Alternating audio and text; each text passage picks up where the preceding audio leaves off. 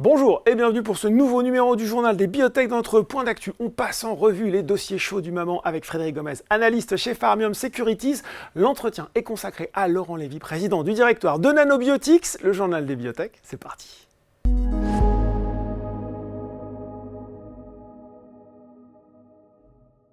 Et on retrouve fidèle au poste pour notre point d'actualité, Frédéric Gomez, analyste biotech chez Pharmium Securities. Bonjour Frédéric. Bonjour Laurent.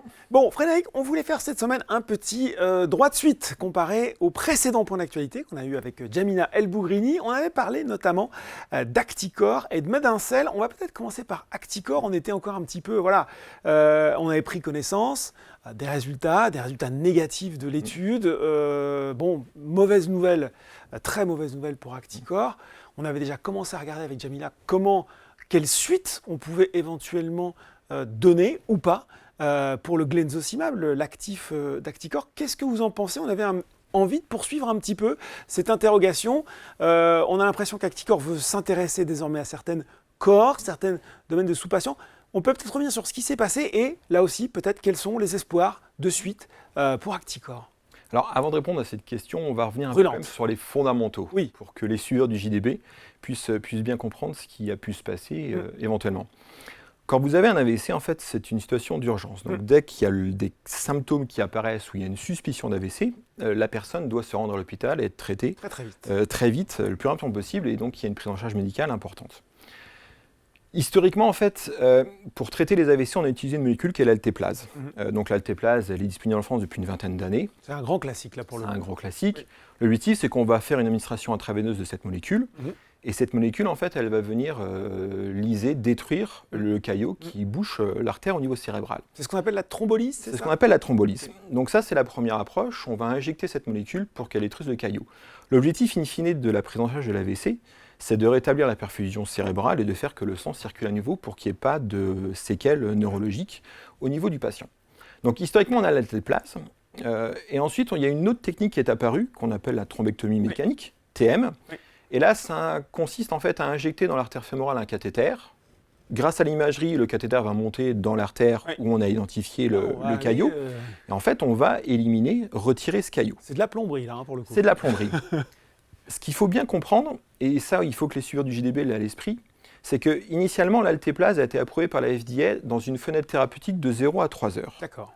Ensuite, ils ont apporté des datas qui montraient que ça pouvait avoir un intérêt de pousser jusqu'à 4h30. D'accord. L'avantage de la thrombectomie, c'est qu'on peut aller jusqu'à 6 heures après l'apparition des premiers symptômes d'AVC. Donc en fait, on a cette combinaison des deux approches qui offre un arsenal assez efficace aux praticiens pour prendre en charge le patient qui arrive à l'hôpital. Ce qu'il faut savoir, c'est que à l'heure actuelle, moi j'avais des infos d'Acticor qui me disaient que sur 100 CHU, 100 CH en France, il n'y en avait qu'une quarantaine qui pouvaient faire la thrombectomie mécanique. D'accord. Donc il y a aussi une barrière en termes d'expertise pour pouvoir faire la TM. D'accord. Une fois qu'on a placé le cadre et que les gens ont bien conscience de ces horaires précis, 3, 4, 5 ou 6, les deux études qu'a mené Acticor, en fait, le principe, c'était de dire, il y a un standard de traitement qui est bien établi, qui est connu, avec des timings qui sont connus. On va voir si le Glenzo, si on ajoute le Glenzo à ce standard de traitement, il y a une amélioration ou pas du patient. Et dans les deux cas, les études étaient construites de façon similaire, c'est-à-dire qu'il y a un bras actif avec le Glenzo, un bras comparateur, et le standard de traitement, pour des raisons de respect, de protocole et de textes réglementaires pour que l'étude soit en aveugle, il y avait un placebo. Mais en fait, ce qu'il faut bien comprendre, c'est que ce n'est pas l'effet du placebo qui est important. Parce que le placebo, c'est pharmacologiquement inerte. Donc, dans l'absolu, il n'y a pas de principe actif. Ce qu'il faut essayer de comprendre, c'est comment ce bras comparateur, entre Actimis et Actisafe, son comportement a pu évoluer et changer en termes de résultats. C'est ça, de façon vraiment surprenante pour le coup. Alors, oui et non. Oui et non. Ouais. Et c'est là où il faut faire l'analyse vraiment de ce qui s'est passé dans Actimis et des éléments qui sont pour le public dans Actisafe, c'est que il y a trois choses qui sont importantes dans la prise en charge de l'AVC. La première, c'est que le patient doit être traité le plus rapidement possible. On sait très bien que quand vous mettez les gens sous altéplase, l'efficacité et les atteintes neurologiques ne sont pas forcément les mêmes si vous traitez le patient dans les 2 heures qui suivent ou s'il est traité dans les 4 heures. Donc plus vous traitez le patient rapidement, mieux c'est. Ce qui veut dire, c'est que quand vous faites la doublette altéplase TM, Là encore, cette notion de temps est importante. Et moi, je n'ai pas l'info ni dans Actimis ni dans ActiSave.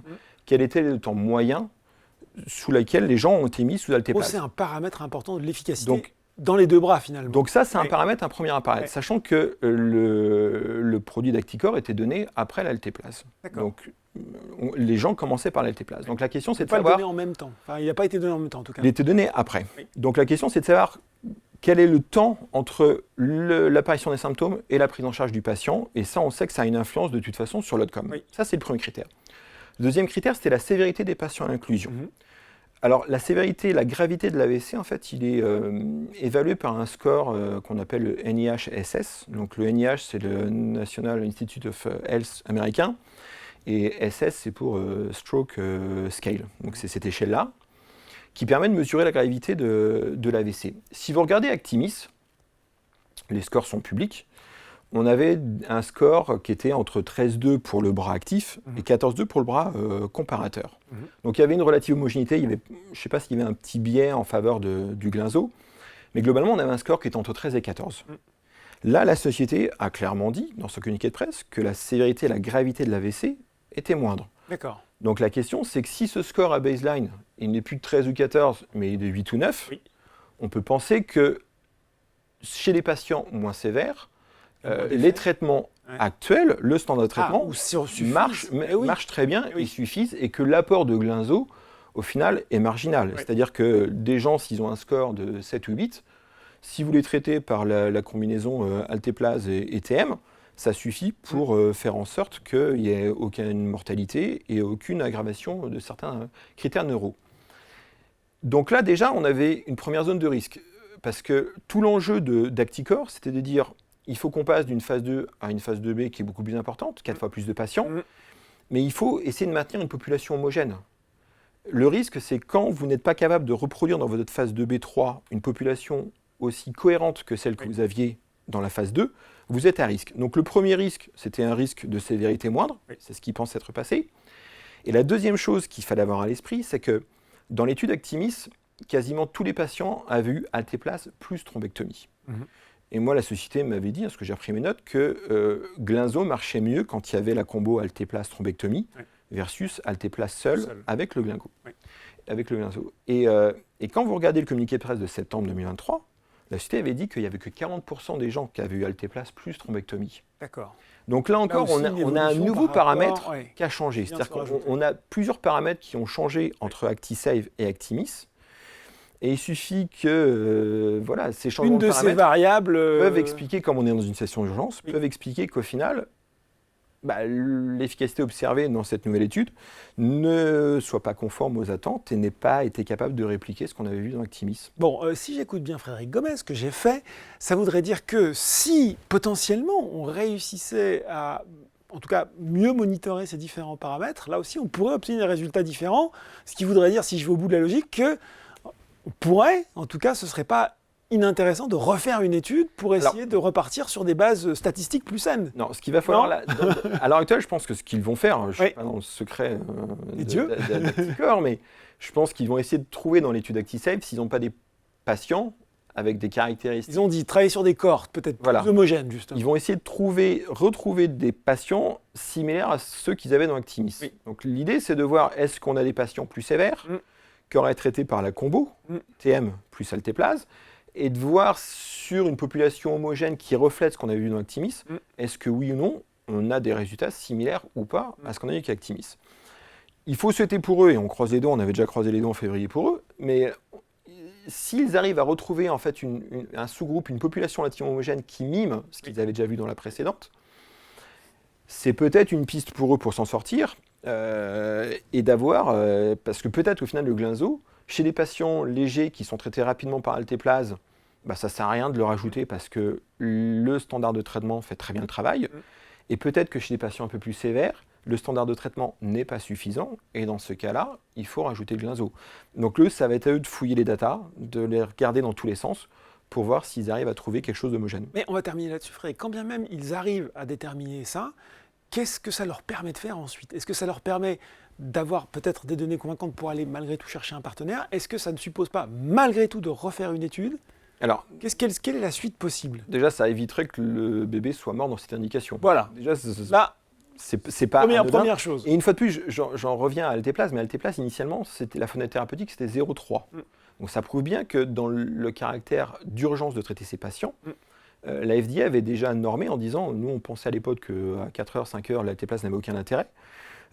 Donc il est possible aussi que le glinzo n'ait pas d'intérêt dans une population avec des caractéristiques précises, mais que le glinzo puisse avoir un intérêt chez des patients qui ont des caractéristiques un peu différentes. Et là, l'enjeu, en fait, pour eux, c'est de les trouver. Si jamais ils arrivent à les trouver, il est fort probable que les agences, de toute façon, redemanderont une étude confirmatoire. Mais là, il faudra avec des critères d'inclusion un peu plus drastiques, un peu plus précis. Il faudra souhaiter. Donc, il faut déjà souhaiter qu'ils trouvent cette population, si elle existe. Et puis ensuite, il faudra sans doute refaire une étude. Mais est-ce que sur un package mieux ficelé, bien précis, il pourrait être capable de... C'est encore possible. De trouver un partenaire. Déjà, la première étape, c'est d'essayer de voir s'il y a un sous-groupe de répondeurs. Oui ou non. Bon, voilà. Et je pense que c'est ce qu'essaye de faire Acticor. On aura peut-être des nouvelles dans les semaines, dans les mois qui viennent. Autre mauvaise nouvelle, moins grave, celle-là. Médincel, on avait parlé là aussi la semaine dernière avec plein de bonnes nouvelles. Et puis, c'est tombé après l'enregistrement, là, pour le coup, l'échec sur F14, qui était là aussi un des actifs... qui était étudié par Médincel, avec un cours qui finalement avait réagi un petit peu au départ, et puis pas tellement ensuite. Le marché semble nous dire que c'est pas trop grave. Vous êtes d'accord avec lui? Alors, c'était pas forcément la molécule qui m'intéresse dans la thèse d'investissement sur Médincel. Parce que on avait parlé de l'olanzapine, on l'avait dit. Voilà. Et ça, c'est bon. Voilà, donc ça, c'est bon. Ça, c'est fait. Je considère que Uzedy et l'olanzapine sont clés. Dans cette histoire-là, alors, ce qui est marrant, c'est qu'il y a quand même quelques points communs avec l'histoire Acticor, parce que dans les deux cas, c'est une injection unique d'un produit. Dans les deux cas, ça vient en add-on d'un standard de traitement. Alors, moi, j'ai toujours peur sur ce genre d'études. C'est des études que j'aime pas, et c'est des dossiers sur lesquels j'aime pas trop miser un investissement. Parce que quand vous appréciez la douleur, en fait, c'est quelque chose qui est tellement subjectif. C'est-à-dire que quand vous faites une étude en oncologie, quand vous regardez la survie, c'est objectif, il n'y a pas de triche. Quand vous êtes dans une indication où il faut regarder un paramètre sanguin ou urinaire, où c'est un chiffre, l'obésité, vous voyez le poids du patient, s'il y a 25 kg de moins en 3 mois, il se passe quelque chose. Là, le problème, c'est de demander à un patient d'évaluer la douleur. On sait qu'il y a des différences hommes-femmes, on sait qu'il y a des seuils... C'est très subjectif. C'est hyper subjectif. Le même patient, vous lui demandez à 8h du matin à 18h, il va vous donner un score qui est différent. Donc déjà, aller sur des échelles où c'est la douleur, je ne suis pas un méga fan. Là, ce qui s'est passé sur Médincel, le bon côté des choses, c'est que d'une, on sait que le principe actif, il est connu, c'est un anti-inflammatoire qui était utilisé, donc il n'y avait pas de risque en fait sur le mécanisme d'action, il n'y avait rien d'innovant réellement dans la molécule. On sait que combiner, rajouter un anti-inflammatoire à ces patients qui ont subi une chirurgie au niveau du genou, on sait que ça fait du sens. Par exemple, il y a une société américaine qui s'appelle Heron Therapeutics, qui a eu un produit qui est une combinaison de bupivacaine, qui est anesthésique locale, plus d'un anti-inflammatoire, qui a été approuvé, notamment suite à une étude dans la chire du genou. Donc, le profil de risque, en fait, était moindre. Mais l'étude n'est pas sortie, là encore, parce qu'il y avait une hétérogénéité de patients. L'avantage, eux, c'est qu'ils ont déjà a priori identifié le sous-groupe, puisque sur les 150 patients, il y en avait 108 qui étaient des patients naïfs.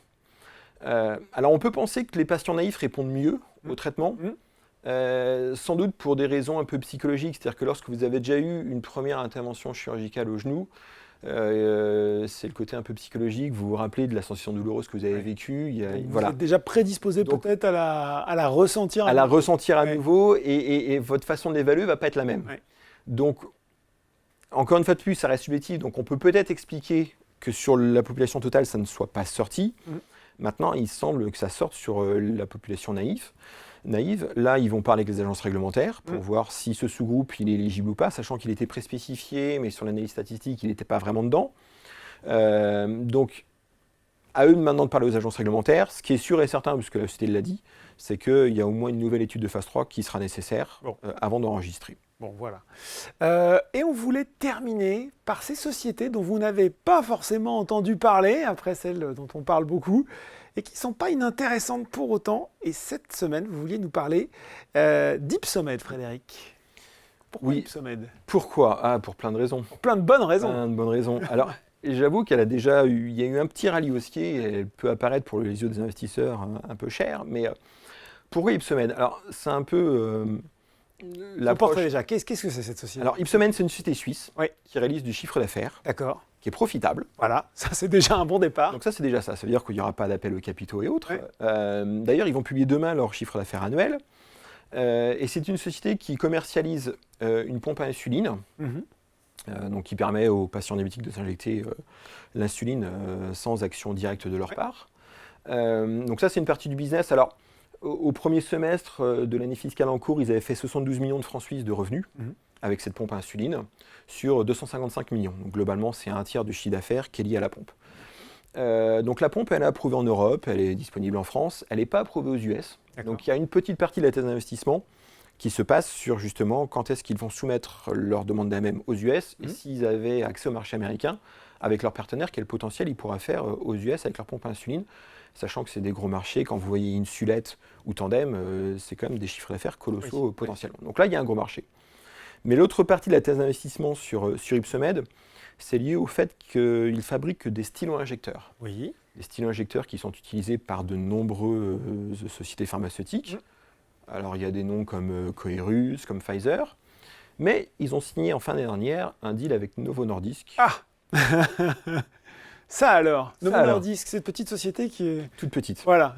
et quelque part, en fait, ils vont fournir des stylos-injecteurs à Novo Nordisk, qui a sa success stories avec ses produits dans le diabète et l'obésité. GLP-1. GLP-1 et qui a un gros besoin en stylo-injecteur.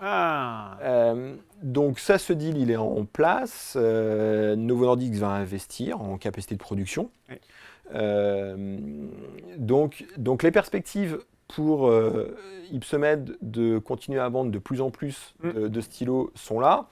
En plus du deal avec Novo Nordisk, ils ont aussi un deal avec la pharma belge UCB, et notamment c'est eux qui fournissent le stylo-injecteur du Bimzelx, qui est l'anti-L17 utilisé dans le psoriasis, ainsi que dans l'hidradenitis suppurativa, qui sont des gros marchés. Les ventes du produit progressent pas trop mal. D'ailleurs, c'est pour ça qu'il y a eu un rebond sur le cours UCB, c'est grâce à ce produit. Et c'est donc Ypsomed qui fournit les stylo-injecteurs aussi à UCB.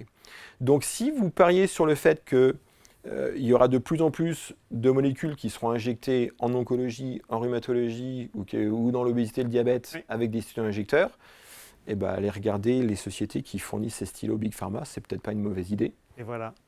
Voilà, dans le marché des chercheurs d'or, il faut regarder les fabricants de pelles et de pioches. Et quand on s'intéresse à la pharma, il faut regarder les fabricants de stylos-injecteurs. Merci beaucoup Frédéric. Merci Laurent.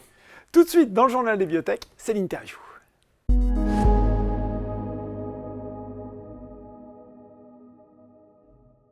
Et je retrouve pour l'entretien Laurent Lévy, président du directoire de Nanobiotics. Bonjour Laurent. Bonjour. Alors, un des points sur lesquels on avait envie de revenir pour commencer cet entretien, c'était cet accord global. On le connaît, et ça a été une nouvelle extrêmement structurante avec Johnson, filiale US de Johnson & Johnson.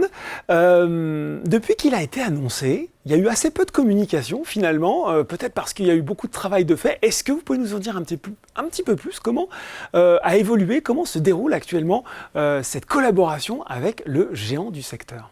Alors on a signé cette collaboration en juillet de l'année dernière. Oui. Effectivement, depuis on n'a pas beaucoup communiqué, mais on a énormément travaillé. Je pense qu'on peut dire qu'on a pu accélérer, amplifier cette collaboration pendant ces derniers mois. Il y a eu beaucoup de progrès opérationnels. Tout d'abord, on a commencé par mettre en place tout ce qui est organe de gouvernance. Donc un Joint Strategy Committee où toutes les décisions sont prises à part égale entre Johnson et Nanobiotics. En parallèle de ça, on a tout un tas de joint working teams qui ont été mis en place avec les équipes de part et d'autre sur des sujets comme le réglementaire, le développement clinique, etc. Ce qui nous a permis de structurer toute la démarche et tout le travail avec eux. Et puis surtout, on a avancé. On a avancé dans le programme. On a pu voir que Johnson & Johnson a reçu l'autorisation de démarrer son essai par la FDA sur le poumon de stade 3. En parallèle, ils ont commencé à mettre en place une ligne de manufacturing, comme celle que l'on a à Villejuif où l'on fabrique notre produit, pour pouvoir anticiper les demandes de produits, à la fois pour les essais cliniques et pour les premiers marchés, ce qui va à la fois me permettre de balancer le risque et d'avoir un backup, mais surtout de pouvoir augmenter nos capacités entre J&J et nous sur la fabrication du produit NBTXR3. En parallèle de ça, vous savez, dans le contrat, il y avait toute une part qui concernait une aide en nature de J&J pour pouvoir accélérer ou aider sur la 312 qu'on a commencé à mettre en place et qui nous aide au jour le jour à On rappelle peut-être ce que c'est pour, même si voilà, certains la 312 justement. Alors la 312, et vous avez bien raison de le rappeler, c'est notre essai de phase 3 dans les cancers tête et cou, chez les patients localement avancés, fragiles.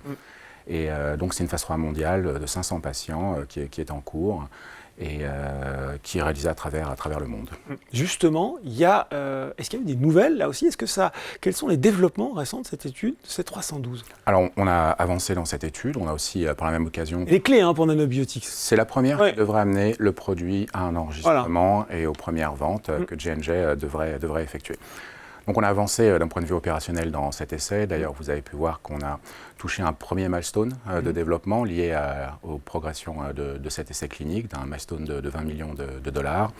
Et ça fait partie des choses qu'on a précisées dans notre press release. Comme les choses avancent dans la bonne direction, on a pensé maintenant commencer à transférer cet essai. Transférer cet essai à J&J. Comment ça marche concrètement, ça, transférer un essai? Parce que je pense qu'on va savoir comment ça fonctionne. C'est un vaste chantier. Tout d'abord, pour pouvoir enregistrer un produit et pouvoir le vendre, il faut être sponsor de ce produit et de l'essai. Et donc, comme J&J a les droits de commercialisation, pour pouvoir enregistrer et vendre, c'est à J&J d'être sponsor de cet essai à un moment donné pour pouvoir le faire. Donc, transférer un essai, ça veut dire quoi? Ça veut dire qu'on transfère la responsabilité réglementaire et de développement et légale de Nanobiotics à Johnson & Johnson. Et pour ça, il y a un travail de fond à faire. Il faut resoumettre à l'ensemble des agences dans lesquelles on a cet essai en route. Il faut renégocier les contrats qu'on peut avoir avec différents vendors pour pouvoir aligner les choses et que J&J prenne la suite et la responsabilité de ça. Donc c'est un travail qui prend entre 6 et 12 mois et en fonction de la taille de l'essai qui peut prendre beaucoup de temps et beaucoup de bandes passantes. D'accord. Donc techniquement on avait deux choix. Soit attendre les résultats de l'intérim et en cas de résultats positifs transférer après à Johnson & Johnson pour qu'ils puissent aller enregistrer le produit et commencer la commercialisation. Tout ce process que vous venez de nous expliquer là. Tout ce process-là, mais ça à faire après les résultats positifs, ça met beaucoup de poids sur les équipes et surtout sur l'efficacité, alors que quand on a les résultats, ce qu'on veut, c'est aller le plus vite possible à l'enregistrement et commencer à vendre le produit. Donc on s'est dit, faisons ça plutôt maintenant, ce qui est plus intelligent, comme la collaboration avance très bien et elle se passe bien. Transférons cet essai maintenant, prenons ce poids supplémentaire maintenant, et pour ne pas avoir à reporter ça à la fin des résultats. D'accord, donc une adaptation, c'est ça de l'étude, où ce transfert, au lieu d'avoir les résultats tout de suite, on transfère, et après la communication des résultats, qu'est-ce que ça change concrètement dans le rythme, dans le calendrier, Laurent? Alors, lui, l'essai avance, il n'est pas stoppé, on avance. Oui, c'est ça. On va ajouter du travail à faire, ce qui peut ralentir un petit peu l'essai, mais ça ne change pas les fondamentaux de cet essai. Maintenant, avec J&J, on a décidé quelques adaptations sur cet essai clinique qui sont liées à plusieurs choses. Au-delà du transfert qui a été décidé, au vu des résultats qu'on a obtenus dans la 102, qui était la phase 1 dans une population similaire, dont on a communiqué les résultats finaux en fin d'année dernière, on n'a plus besoin de la futilité qui était prévue dans cet essai. D'accord. La futilité, je le rappelle, c'est une mesure d'efficacité et de sécurité qui est faite au début ou à un moment donné de l'essai pour s'assurer que l'essai tel qu'il a été designé va nous permettre potentiellement d'obtenir des résultats à la fin. Donc il n'y a pas de décision fondamentale à prendre au niveau de la futilité, mais c'est une espèce de garantie supplémentaire.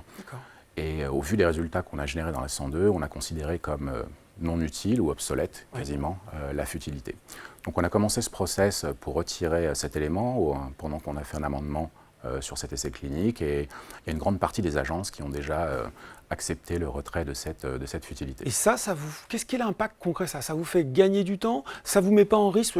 Vraiment des questions, ça vous met pas en risque par rapport aux agences réglementaires qui vont dire ah ben pourquoi vous l'avez arrêté? Nous on le voulait, comment ça? J'en sais rien, hein, effectivement. Disons qu'au départ ça avait un sens avant d'avoir tous les résultats. Oui. Maintenant qu'on a ces résultats-là, le sens est beaucoup moins important et d'ailleurs la preuve c'est que la plupart des autorités ont déjà accepté le retrait de cette futilité. Bon. Donc ça c'est un premier point. Le deuxième c'est que on attend la lecture des premiers résultats intérimaires de cet essai après un certain nombre d'événements. Au bout de 283 événements, on s'attend à lire les résultats intérimaires et si ces résultats sont positifs, alors on peut aller à l'enregistrement de ce produit. Donc avec J&J, pour minimiser le risque, on a décidé non seulement d'atteindre ces 283 événements qui sont dans le design du protocole, mais aussi d'attendre que le dernier patient soit intégré dans l'essai. Ok. Pas qu'il soit complètement ni traité ni suivi, mais au moins qu'il soit intégré. Oui. Et ça pour éviter de biaiser potentiellement le recrutement des derniers patients, parce qu'une fois qu'on a un résultat, disons, positif sur l'intérim et qu'il reste des patients à recruter derrière, si on a des résultats positifs, il risque d'y avoir un biais dans le recrutement, avec des patients qui voudraient préférer aller dans le bras test plutôt que le bras contrôle, avec des médecins qui ont déjà une vue sur l'efficacité et donc qui pourraient avoir une différente façon d'observer ou de traiter les patients. Donc pour minimiser le risque qu'il y a autour de cette activité, on a décidé d'attendre ce dernier patient. Bon. Et ce dernier patient, si on regarde les calendriers, en prenant en compte aussi le transfert qui est prévu, on devrait avoir le dernier patient traité dans cet essai au cours du premier semestre 2026. D'accord, donc on a un petit décalage, c'est ça, par rapport à ce qu'on avait auparavant. On était plutôt seconde moitié 2025, là on passerait, c'est ça, première moitié 2026, j'ai bien compris. On attend les 283 événements, ce qui a été communiqué au marché, c'était mi-2025. Oui. Et là, le dernier patient arrivera au cours du premier semestre 2026. D'accord, premier semestre 2026. Bon, voilà, pour cette adaptation de l'étude 312. Alors, ça, on l'a dit, c'est la tête et le cou, mais j'ai envie qu'on revienne effectivement au programme de développement, vous l'avez dit, avec le support de Johnson, qui est très attendu, celui du poumon, NBTXR3, qui est prêt à démarrer une étude de phase 2-3. C'est bon, là aussi, vous êtes dans les starting blocks? Alors, nous, moins que J&J, parce que c'est eux qui sont les starting blocks. C'est eux qui sont responsables à la fois du sponsorship de cette étude et de la réalisation et du financement de cette étude. Donc, oui, il y a eu tout un travail de préparation pour pouvoir obtenir un protocole adéquat et solide, et puis pouvoir le soumettre à la FDA et obtenir. Maintenant, c'est notre partenaire qui réalise cet essai, on ne peut pas parler pour eux, on est évidemment au courant de ce qui se passe parce qu'on travaille avec eux, mais tout ça va avancer et c'est encore une fois pour moi un élément qui montre que Janssen est solide dans ce partenariat, amplifie son investissement, non seulement en termes de mise sur le marché du produit, avec le transfert de cette 312 vers J&J, mais aussi avec le démarrage de ce nouvel essai qui va augmenter le potentiel de NBTXR3 en termes de nombre de patients qu'on pourra aider. Bon, en termes d'événements à très court terme, justement, il y a aussi l'ASCO qui arrive bientôt, grand-messe de l'oncologie, c'est début juin, voilà, dans une semaine. Est-ce qu'il y aura des annonces structurantes conjointes à cette occasion? Qu'est-ce que vous allez nous dire? Alors oui, on a une annonce hyper importante à faire. On a communiqué ça déjà en disant qu'un abstract avait été accepté à l'ASCO. Donc on attend d'ici la fin de la semaine prochaine une communication. Et là, il s'agit toujours de notre premier produit, NBTXR3.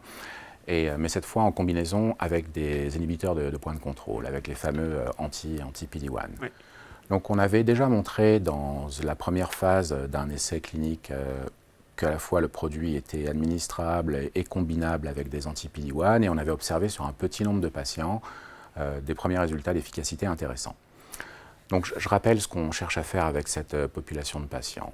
On a des patients qui ont souvent reçu plusieurs lignes de traitement et qui sont réfractaires à beaucoup de choses, et à qui on donne ces inhibiteurs de point de contrôle pour essayer d'aider le système immunitaire à continuer à travailler et détruire la tumeur. Malheureusement, quand on regarde par exemple les cancers tête et cou, il y a peu de patients qui bénéficient de l'impact de ces produits. En gros, une quinzaine ou vingtaine de % de patients qui vont répondre à long terme et avoir un vrai bénéfice avec ces produits. Donc il y a 80% des patients pour qui ça ne bénéficie pas. Ça fonctionne pareil. Donc notre idée avec NBTXR3 en combinaison avec la radiothérapie et les anti-PD-1, c'est non seulement pour les patients qui n'ont pas encore reçu des anti-PD-1, d'augmenter le nombre de patients qui vont pouvoir y répondre, ou pour ceux qui en ont reçu et pour qui ça ne marche pas, d'offrir une nouvelle solution thérapeutique et de leur donner un espoir qu'ils n'ont pas aujourd'hui avec les inhibiteurs de point de contrôle. Bon, et là, on en saura plus à l'ASCO avec cette communication. Nanobiotics, c'est aussi une collaboration avec le MD Anderson, notamment dans le pancréas. Là aussi, quelles sont les avancées? Est-ce que vous avez des nouvelles à nous communiquer? Oui, bien sûr, on a une alliance avec MD Anderson à Houston qui est large. Il y a plusieurs essais cliniques. Oui, on parle du pancréas, mais il n'y a pas que ça. Plusieurs essais cliniques en cours. On a le pancréas, l'œsophage, le poumon et d'autres qui sont en cours.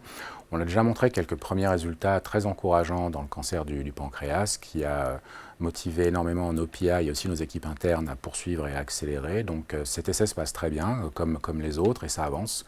Donc on anticipe pouvoir donner plusieurs événements, plusieurs points de données dans les 12 mois qui viennent sur les essais qui sont en cours au MD Anderson, dont le pancréas. Bon, Laurent, le pipeline, avec les essais en cours, avec tout ce qu'on vient de se dire de Nanobiotics, il est très riche, à tel point parfois que je pense que l'investisseur particulier peut s'y perdre un petit peu. Comment vous pourriez le résumer de façon très synthétique avec effectivement le calendrier des news flows auxquels il faut s'attendre, allez, on va dire sur un horizon de 6-8 mois, tiens. En fait, le pipeline, il est riche à cause de la nature de notre produit. C'est ça. On a un produit qui a un mode d'action physique et qui peut s'appliquer à beaucoup de choses en oncologie. Donc, on ne peut pas limiter l'intérêt de ce produit à une ou deux indications. Le but, c'est de le tester dans le maximum d'indications possibles. Alors, en tant que petite entreprise, il faut se focaliser. On ne peut pas tout faire, mais maintenant qu'on a J&J avec nous, on peut anticiper que le déploiement de ce produit à travers l'oncologie va s'amplifier et s'accélérer. Notre stratégie a toujours été la même, c'est de commencer par une indication ou un pool d'indications dans les cancers tête et cou. Et c'est ce qu'on avance avec J&J maintenant, après d'étendre vers d'autres indications, et c'est ce qu'ils font dans le poumon. Et puis on a pu, à travers des centaines de patients traités, montrer que dans différentes indications, on a à la fois une bonne sécurité d'utilisation, une faisabilité de ce traitement, et la potentialité avec des premiers signes d'efficacité importants. Donc quand on regarde des indications comme le pancréas, le foie, le poumon, le rectum et d'autres, sur lesquels on a déjà montré des premiers signes très intéressants, tout ça, ça nous ouvre des portes potentielles pour la suite. Donc notre focus est toujours le même, c'est d'amener ce produit vers le marché, parce qu'on sait que c'est ce premier produit sur le marché tête et cou qui va commencer à générer des revenus et potentiellement rendre Nanobiotics indépendant financièrement. Et avec les proceeds qu'on obtiendra, que ce soit les royalties ou des milestone payments venant de J&J, on va pouvoir non seulement continuer à renforcer cette collaboration et extraire toute la valeur, mais surtout commencer à développer à pleine vitesse nos autres plateformes sur lesquelles on travaille. Alors justement, on va en parler pour finir de ces autres plateformes, parce que j'ai envie de savoir quel sera le futur NBTXR3, mais avant, il faut passer par la case trésorerie. Vous avez dit aller vers l'autonomie financière de Nanobiotics. Il y avait 75 millions d'euros à fin 2023 dans les caisses, qui vous donnaient de la visibilité jusqu'au 3e trimestre 2025, si je ne raconte pas de bêtises. Qu'en est-il? Comment, là aussi, vont se séquencer les milestones sur ce que vous pouvez dire? Est-ce que vous pouvez nous dire aussi si l'adaptation de l'étude dont on a parlé au début, la 312, va avoir une influence sur le versement de ces milestones? Comment se profile l'horizon financier de Nanobiotics? Alors, tout d'abord, il faut admettre que quand on passe de mi-2025 au premier semestre 2026, ça crée un décalage. Bon, ça crée un décalage dans un programme, pas dans l'ensemble des programmes. Maintenant, on ne peut pas communiquer sur le détail des milestones, ni en quantité, ni en fréquence, mais ce qu'on peut dire, c'est qu'il y a une bonne partie de ces milestones qui seront liés et qui sont liés au programme de développement dans tête et cou, au programme de développement dans le poumon, et une autre partie sur d'autres indications. Donc on peut très bien imaginer qu'à chaque fois qu'on passe une étape critique, que ce soit dans le poumon ou dans les cancers tête et cou, qu'on ait un versement de milestones. Et quand je mentionnais tout à l'heure l'intention du management de Nanobiotics d'aller vers l'indépendance financière, c'est vraiment ça. On a structuré ce deal pour pouvoir d'abord capturer une bonne partie de la valeur de ce produit à travers l'ensemble de ce qu'on touche en milestone, en royalties, mais aussi pour pouvoir les traiter un maximum et aider un maximum de patients. Et on a structuré la séquence des milestones pour qu'on n'ait pas un gap énorme à franchir pour pouvoir aller à l'indépendance financière. Donc on ne peut pas en dire plus aujourd'hui sur cette D'accord. structure, mais sachez que notre intention est d'essayer d'y aller en utilisant le moins possible de financement dilutif. Bon, d'accord, effectivement. Petit décalage, donc peut-être quand je vous écoute sur cette étude, mais d'autres milestones dans d'autres programmes, là aussi, qui peuvent se séquencer pour Nanobiotics. J'ai envie qu'on finisse là-dessus. Vous l'avez évoqué, développer les nouvelles plateformes. C'est vrai qu'on l'évoque peu parce que l'actualité de Nanobiotics, elle est riche.